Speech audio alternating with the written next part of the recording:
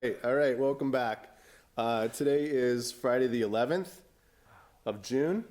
Cleve changed the clock and the batteries. Thank you, Cleve. Oh, It's yeah. 9, that's actually 8. 8:15, almost. And yeah, we're giddy here for some reason. Just to jump in, a couple things we have for you. Another great council meeting this week, huh? Yes. It's really, really happy. We adopted the 21-22 budget. $25.5 million budget. The first time we've eclipsed 25 million, which is a watershed of sorts. We addressed the council direction for additional funding and have budget increases that we've discussed are measured but somewhat bullish on the local economy. So we're cautiously optimistic, but not overly so, right? We built back 8 positions, so trying to build back some services from what we were forced to cut last year, Chief. We addressed our pension liability, we built back capital work, and we increased our savings. So really a lot of good heavy lifting on the part of council and the staff, and thanks certainly go to the entire staff, the finance team, the executive team, everyone who made this budget possible, so thank you.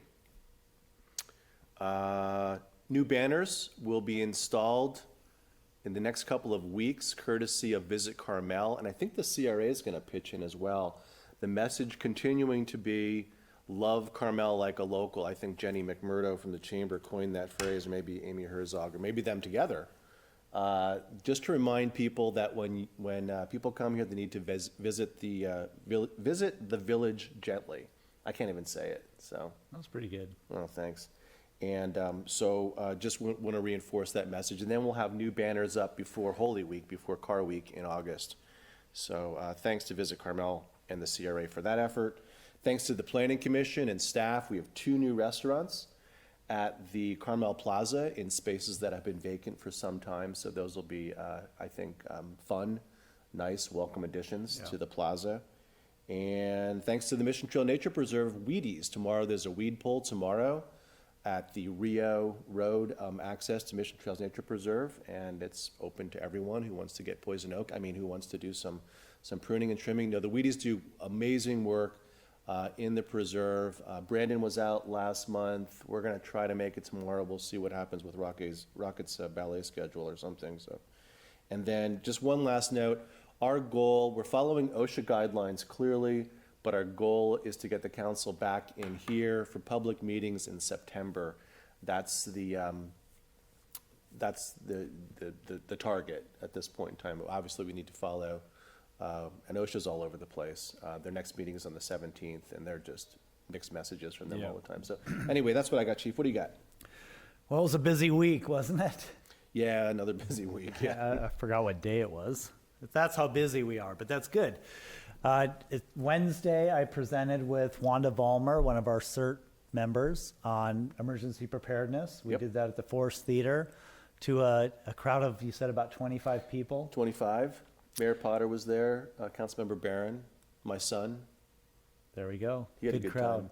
He was playing a game, and I nudged him, and he said, I'm listening, which is not possible. You can't actually be playing and listening at the same time. You should have tested him after. I said there was going to be a quiz. It was a good talk. It was only about a half hour. We talked about emergency preparedness and how to be prepared, and touched on wildfires a little bit. But on Thursday, we had a meeting with the County Office of Emergency Services, along with all of our fire partners, law enforcement partners, on the upcoming wildfire season, which we're already in, and the current conditions, drought conditions, and our ability to respond. That was an important meeting, obviously, and we're gonna have many of those meetings as we move through the fire season.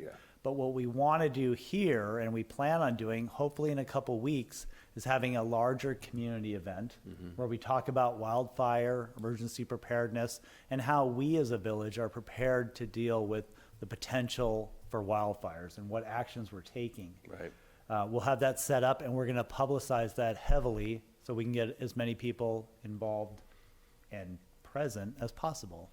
Yeah, so we've invited Chief Courtney and Chief Panholzer. Thank you, gentlemen, and then our Public Works Director, because we just received a $45,000 fuel load reduction grant from the Coastal Conservancy. Thank you, Bob Harari and Yeah. Agnes Martelet, for that, which we'll again use in the preserve to reduce fuel load. So we'll have a whole team to talk about how we're prepared and how to prepare your own private property, and just to be ready for this current fire season. So thanks, Chief.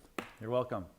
Speaking of fires, we have new signage coming for the beach. Yep. We're going to start posting a little bit larger signage with our beach fire rules, specifics about what you can and can't do.